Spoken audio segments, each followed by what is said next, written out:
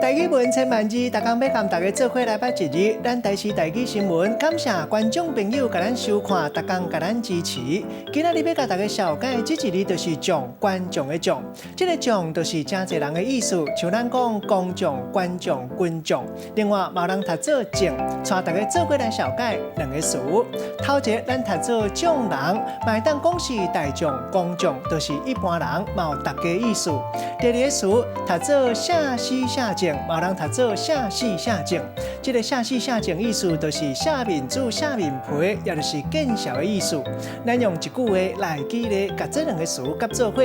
譬如讲，人咧讲一人智，唔值得奖人义，伊甲大家相争这件代志，人拢认为伊唔对，伊煞无承认，变做是下戏下井。今仔日小解这一日井，另外一个音读做奖，提供予大家参考。